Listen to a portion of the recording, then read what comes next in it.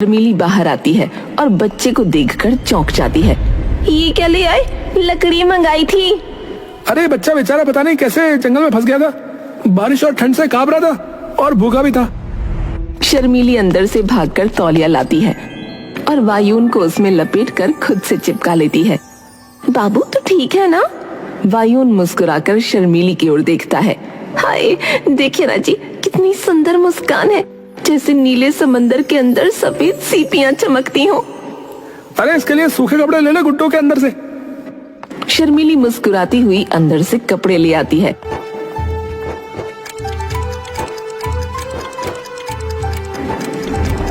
आपने पहली बार कोई अच्छा काम किया है इस बच्चे को घर लाकर। हैं, तो तुम मानती हो कि तुमसे शादी एक घिनौनी गलती थी? हैं? पुट्ठा ये कहकर हंसने लगता है। रुक भी जाया करो कभी। वायुन भी हंसने लगता है।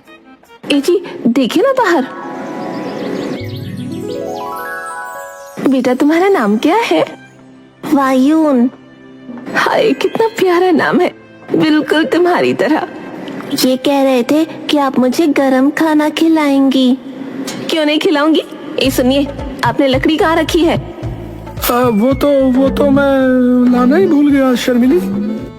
हे भगवान, एक काम कहा था वो भी नहीं हुआ तुमसे। जा रहा हूँ। पुट्ठा भागकर जंगल जाता है लकड़ी लेने। हाय वायुन, तुम कितने प्यारे हो। तुम्हें पता है तुम्हारे जितना ही मेरा बेटा है मोनू, पर अभी वो बाहर गया है, थोड़ी देर में वापस आ जाएगा और तुम्हें देखकर तो एकदम खुश हो जाएगा। फिर दोनों साथ में खूब खेलना। वायुन एक प्यारी सी मुस्कान के साथ के घर के अंदर घुस गया।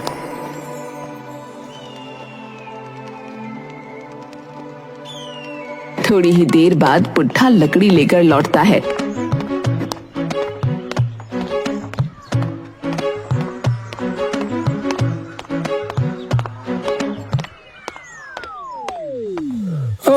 क्या नाम था इसका? आय हाय, शर्मीली। हाँ वही। चलो शुक्र है ले तो आए। अरे ये छोड़ो, ये बताओ कि वायुन कहाँ है? वाह, वैसे तो मुझे भी भूल जाते हो। वायुन याद रह गया तुम्हें? अरे इतने प्यारे बच्चे को वैसे भी कौन भूल सकता भाई। अरे वो अभी सो रहा है अंदर, थका हुआ था और शायद वो बहुत दिनों से यहाँ है। कह रहा था कि वो अपने माँ बाप के साथ ही रहता था, फिर पता नहीं चुप हो गया एकदम से। अरे मुझे भी कुछ नहीं बताया था जब मैंने पूछा तो।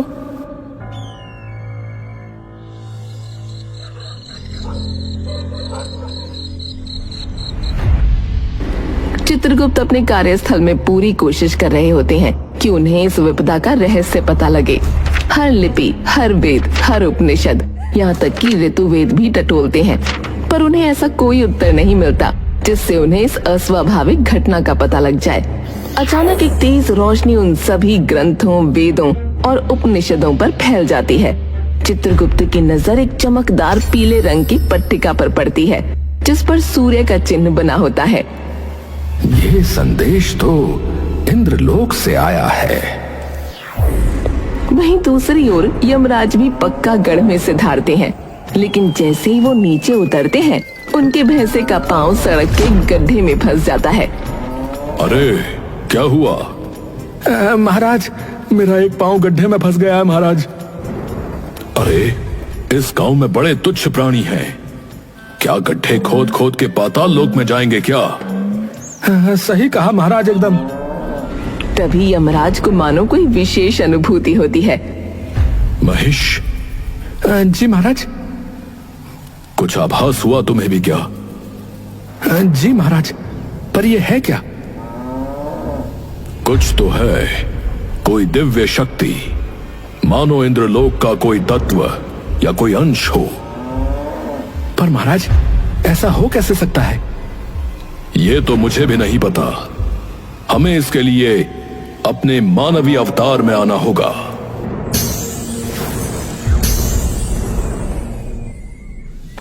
वहीं दूसरी ओर पुट्ठा के घर में मानो खुशियों की लहर दौड़ गई हो। पूरा दिन मोनू और वायुन खेलते रहते हैं।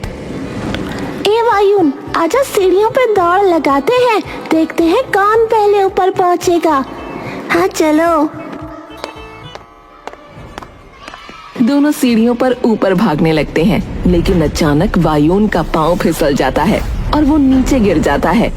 आवाज सुनकर शर्मिली दौड़ी चली आती है। क्या हुआ? शर्मिली जैसे ही वायुन को नीचे गिरा देखती है, उसका कलेजा मानो आंखों से छलक पड़ता है। वायुन, वायुन! वायुन धीरे से उठता है और शर्मिली को देखते ही आंसुओं में बिलख उठता है। शर्मिली उसे गले से लगा लेती है, लेकिन वायुन के रोने की चीखें पूरे घर में गूंज जाती हैं और पूरे घर पर शोक की काली घटाएं छा जाती हैं। पूरे घर पर बारिश आंधी बनकर टूट पड़ती है। आंधी और बारिश का प्रकोप इतना घनिष्ठ होता है कि मोनू को सीढ़ियों की रेलिंग पकड़नी पड़ती है। शर्मिली मौसम का ऐसा स्वरूप देखकर निशब्द हो जाती है। एकदम से इतना साफ मौसम इतना कैसे खराब हो सकता है? तभी भागा भागा पुट्ठा वहाँ आता है। पुट्ठा देखता है कि शर्मिली ने वायुन को अपनी छाती से लगाया है। अरे क्या हुआ शर्मिली? पता नहीं जी, मुझे एकदम से कुछ आवाज आई और जब मैं बाहर आई तो नीचे गिरा हुआ था। यमराज और भैंसा गांव में मौसम की इस विडंबना की जांच पड़ताल कर ही रहे होते हैं कि तभी भैंसा एक अनोखी चीज अपनी आंखों से देखता है। महाराज! भैंसा अपनी थोड़ी बगल की तरफ उंगली घुमाता है। यमराज देखते हैं कि उनके सामने घने काले बादल छाए हुए हैं। यमराज ये देखकर आश्चर्यचकित रह जाते हैं। वो दिव्य चीज अवश्य वहीं वास करती है। महेश, चलो वहीं पर। शर्मिली और पुट्ठा मिलकर वायुन को चुप कराते हैं और उसकी मरहम पट्टी करते हैं। वायुन की लाई आंधी थोड़ी देर में थम जाती है और तभी चारों ओर छाए बादल और तेज आंधी तूफान भी एकदम से छंट जाते हैं। शर्मिली जाकर वायुन को सुला देती है और वापस पुट्ठा के पास आकर बैठ जाती है। सुनिए। हाँ जी बताइए, क्या बोल रही हैं आप? मैंने आज वायुन के बारे में एक चीज पर बड़ा गौर किया है। वो क्या है भाई? क्या आपने कभी ये महसूस नहीं किया कि वायुन जब जब रोता है तो आसपास अचानक बहुत जोर से बारिश आने लगती है और जैसे ही वो चुप होता है तो बादल एकदम से छंट जाते हैं। जब वो क्रोधित होता है तो बिजली गिरती है और जब हंसता है तो इंद्रधनुष निकल आता है। पहले मुझे लगा वहम है, लेकिन आज वायुन जैसे ही जोर से रोया तो चारों ओर बादल छा गए और बारिश होने लगी और जैसे ही चुप हुआ सब शांत हो गया। शर्मिली एकटक पुट्ठा की ओर देखती है। पुट्ठा भी एकदम से उसकी ओर देखता है। लगता है शर्मिली तुम सही कह रही हो।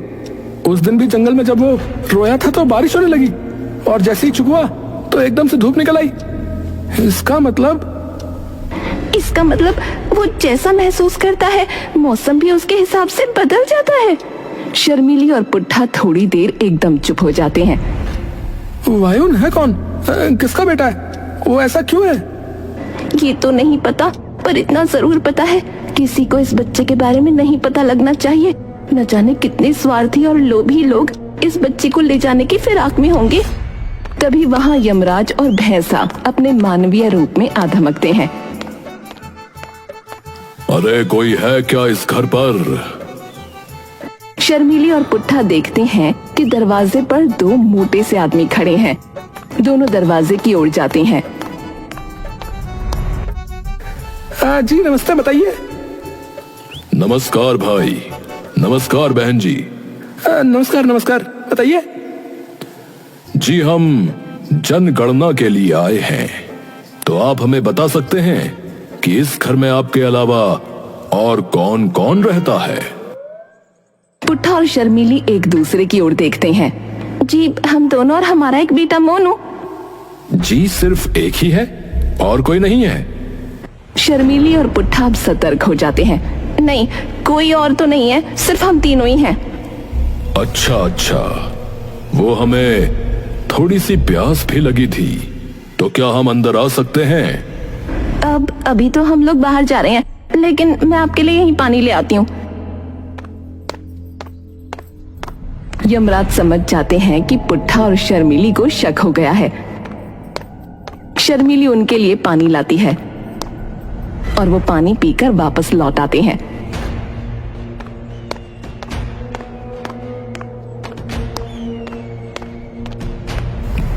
हाँ महेश, अब मुझे पक्का यकीन हो गया है कि वो दिव्य वस्तु अवश्य इन्हीं के पास है। जी महाराज, पर अब करें क्या? तभी यमराज के कानों में चित्रगुप्त की आवाज गूंजती है। महाराज, चित्रगुप्त जी, क्या हुआ? महाराज, आपको एक बार यमलोक आना पड़ेगा। एक बहुत ही आवश्यक संदेश आया है आपके लिए। आवश्यक संदेश? किसका? इंद्रलोक से। क्या? जी महाराज। महेश, चलो, यमलोक वापस जाना है। यमराज और भैंसा अपने असली रूप में आते हैं और यमराज भैंसे पर सवार होकर यमलोक की ओर निकल जाते हैं।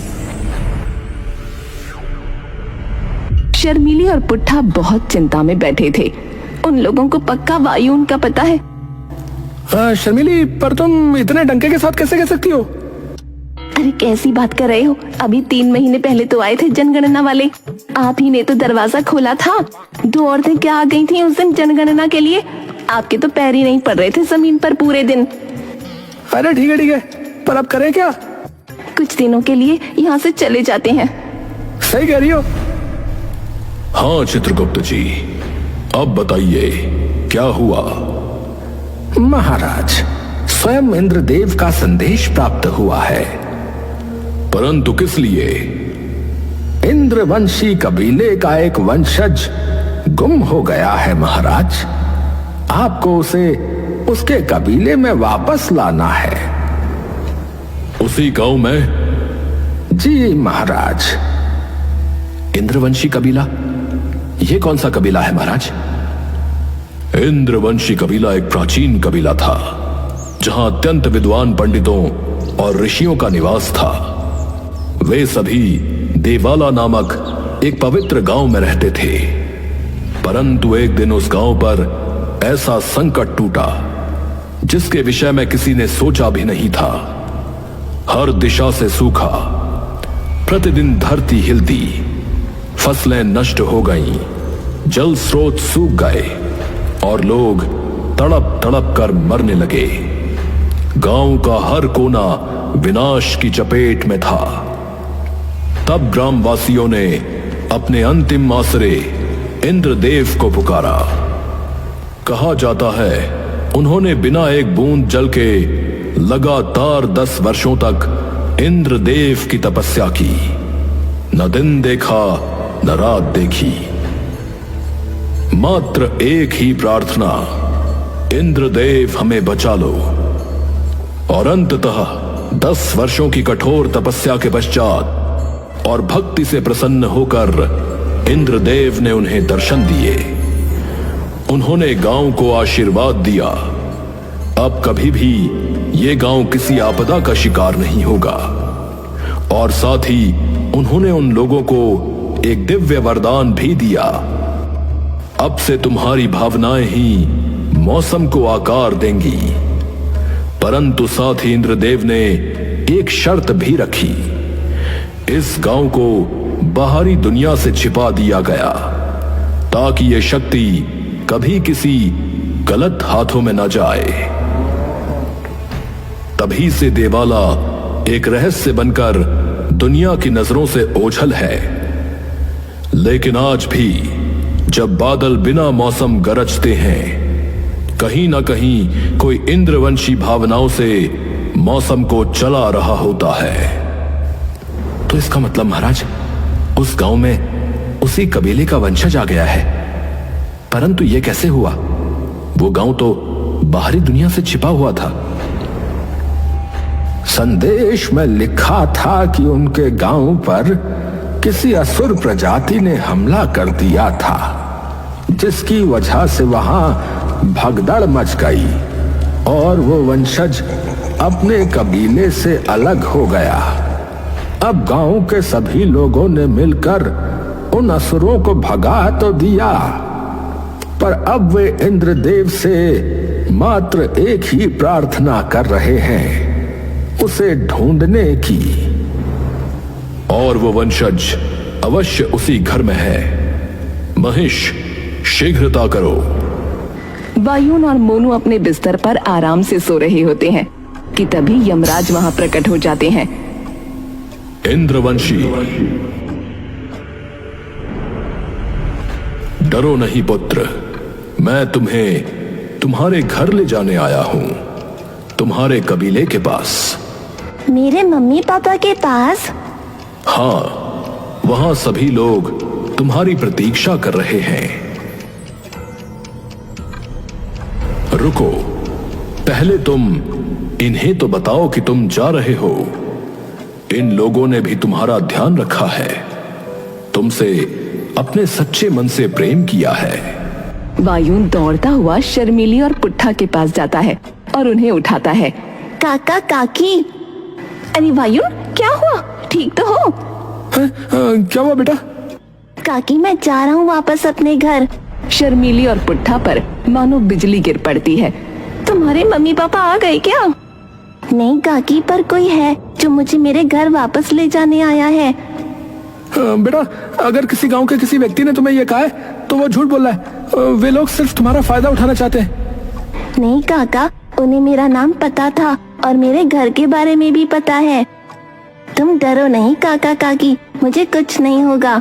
शर्मीली वायुन को अपने सीने से चिपका लेती है। घर जाकर हमें भूल मत जाना, ठीक है? कभी नहीं भूलूंगा काकी काका। वायुन शर्मीली के पांव छूता है। भगवान तुम्हें जग की सारी खुशियां दे दे। और फिर पुट्ठा के पांव छूता है।